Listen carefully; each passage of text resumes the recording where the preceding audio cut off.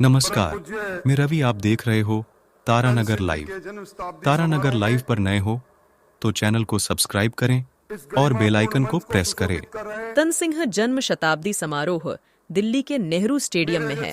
श्री क्षत्रिय युवक संघ के संस्थापक तनसिंह जन्म शताब्दी समारोह है। केंद्रीय जल शक्ति मंत्री गजेंद्र सिंह शेखावत इसमें मौजूद रहे। डिप्टी सीएम दिया कुमारी भी शिरकत की है। उद्योग मंत्री राज्यवर्धन सिंह राठौर और भाजपा के वरिष्ठ नेता राजेंद्र सिंह राठौड़ के साथ कई नेता वाह पूरे देश भर के ऐसे संस्कारित स्वयंसेवकों का नेतृत्व कर रहे आदरणीय संघ प्रमुख लक्ष्मण सिंह साहब, श्रद्धेय महावीर सिंह जी,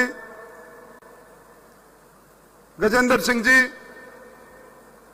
अनुराग जी, शक्ति सिंह जी, और आज इस गरिमापूर्ण समारोह में इस मुल्क के कोने कोने से आए स्वर्गीय तन सिंह जी के विचारों में, उनके जीवन दर्शन में विश्वास रखने वाले सहजातीय बंधुओं, कार्यक्रम के साक्षी बने श्रेष्ठ और ज्येष्ठ गणमान्य नागरिक वृंद,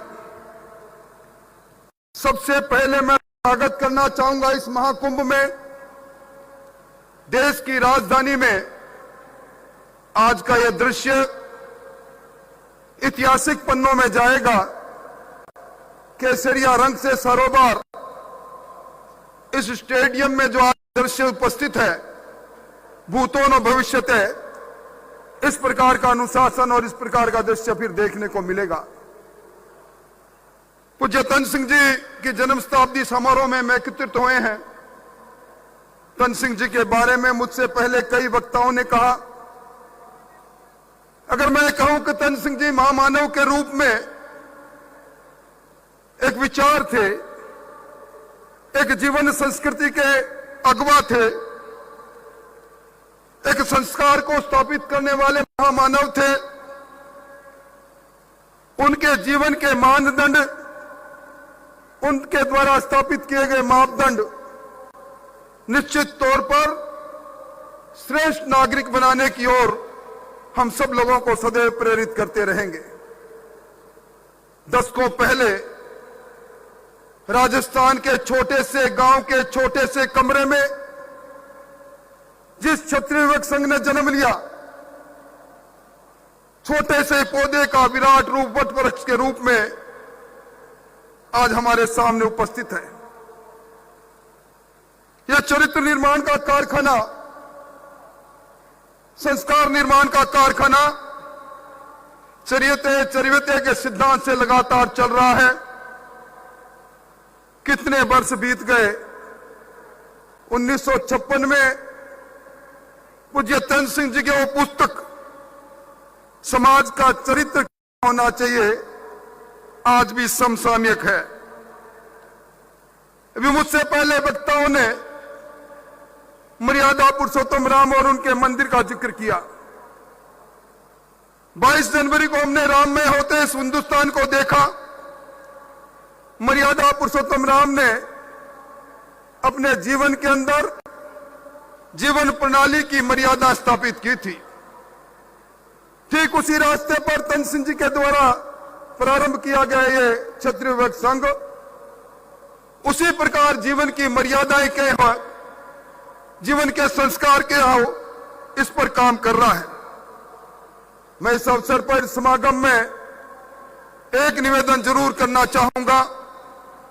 समय बदला है, समय की धारा बदली है, राजतंत्र चला गया, लोकतंत्र आ गया। तलवार भाला उठाने की जगह कलम उठाने का समय आ गया। सर कटाने की जगह सर गिनाने का वक्त आ गया। कल का राजपुत्र आज रजब का पूत बन गया, धरती का पुत्र बन गया।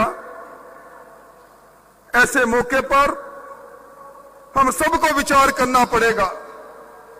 हम अपने इतिहास को याद करते हैं, गौरवमय इतिहास है हमारा, हमें गर्व है हमारे इतिहास पर, हमें उसी इतिहास की संतान है। पर एक इतिहास जो आजादी के अमृत महोत्सव में आज लिखा जा रहा है, हमारे कारनामों के कारण लिखा जा रहा है, हमारे कर्मों के कारण लिखा जा रहा है, वो इतिहास क्या होगा? हमारे वंशज क्या पढ़ेंगे? क्या सर्वाइवल फॉर फिटेस्ट के जमाने में हमें आज के युगानुकूल प्रतिस्पर्धा के इस समय में अपने आप को ढालना पड़ेगा? इस काम को निश्चित तौर पर देखना चाहिए। समय के थपेड़ों ने हमारे गढ़ किलों को खंडर में बदल दिया, तो क्या आज आवश्यकता नहीं? नव सर्जन की आवश्यकता नहीं? क्या नए सर्जन के साथ हम आगे नहीं बढ़ सकते? कर्नल जेम्स टॉड ने एक बात कही थी, निराशा के दौर में कोई भी सभ्यता अपने रीति रिवाज को कायम नहीं रख सकती। ये निराशा नहीं, हम आशा के दौर से गुजर रहे हैं। आज भी क्षत्रिय युवक संघ के नेतृत्व में हम अपनी रीति को कायम कर सकते हैं, अपने रिवाजों को कायम कर सकते हैं, अपनी जीवन संस्कृति को कायम कर सकते हैं। निराशा को आशा में बदलने के लिए पुरुषार्थ हमें करना पड़ेगा। और स्वर्गीय आयुवान सिंह जी ने एक बार कहा, श्रमजीवी सभ्यताएं स्वयं सक्षम व ताकतवर बनती है। अब हम सब लोगों को सब क्षेत्र में श्रमजीवी बनना पड़ेगा, चाहे वो क्षेत्र राजनीति का हो, उद्योग का हो, नौकरी का हो। हमें एक बार फिर सरदार की भूमिका में, नेतृत्व करने वाले की भूमिका में आकर 36 कौम को साथ लेकर इस समाज और राष्ट्र के उत्थान की भावनाओं के साथ आगे बढ़ना पड़ेगा। मैं लंबी बात नहीं कहूंगा, परंतु एक बात कहकर अपनी बात को समाप्त करता हूं। हमारे पूर्वज जमीन के लिए लड़ते थे। राजस्थान ने हिंदुस्तान में कई जगह भूमियों के थान बने हुए, भूमियों के रूप में हम विख्यात हैं। हम जमीन के लिए लड़े और मिटे। आज हमारा नौजवान पुरखों की जमीन बेचने में देर नहीं लगाता। हम गांव छोड़ रहे हैं, शहर की तरफ जा रहे हैं, हम जड़ों से कट रहे हैं। इस बात पर भी निश्चित तौर पर हमें ध्यान देना पड़ेगा। सोशल मीडिया के जमाने में हमारे इतिहास को विकृत करने की कोशिश की जा रही है, परंतु हमें नहीं भूलना चाहिए, मेहरानगढ़ हो चाहे चित्तौड़गढ़ हो, चाहे हल्दी घाटी हो, वहां की दीवारें आज भी कहती है कि यहां साका हुआ था, यहां बलिदान हुआ था, यहां जोहर हुआ था। हमारे इतिहास को कोई मिटा पाए, यह संभव नहीं। मैं तो यही कहूंगा कि क्षत्रिय आज पूरे हिंदुस्तान के इकट्ठे हैं। हमारे में राजनीतिक धारा बदलने की शक्ति है, पर हमारे में सहकार का भाव होना चाहिए। राजस्थान के क्षत्रियों का दर्द कर्नाटक का क्षत्रिय समझे, और कर्नाटक के क्षत्रिय का दर्द हरियाणा का क्षत्रिय समझे। एक सब के लिए और सब एक के भाव से हम आगे बढ़ेंगे तो निश्चित तौर पर हम अपनी उस प्रथा को आगे बढ़ा पाएंगे। समय बदला है, यहाँ क्षत्राणियां विराजी है। आदरणीय नरेंद्र मोदी जी ने 33% आरक्षण की बात कही। क्या घूंघट को छोड़कर शिक्षा के क्षेत्र में आगे बढ़कर इस प्रतिस्पर्धा में हमें नहीं आगे आना पड़ेगा? और आखिर में तो यही कहूंगा कि भीतड़ा तो ढह जासी पर बातड़ा रह जासी, बातें हमारी रहे। कालवी साहब ने जब कहा था, स्वर्गीय कल्याण सिंह कालवी साहब ने, ना जोगा न कुण पूछे, जोगा न जग पूछे। हम सब लोग जोगा बनकर इसी समाज को आगे अग्रणी भूमिका में लाएं। जय छात्र धर्म। बहुत बहुत धन्यवाद।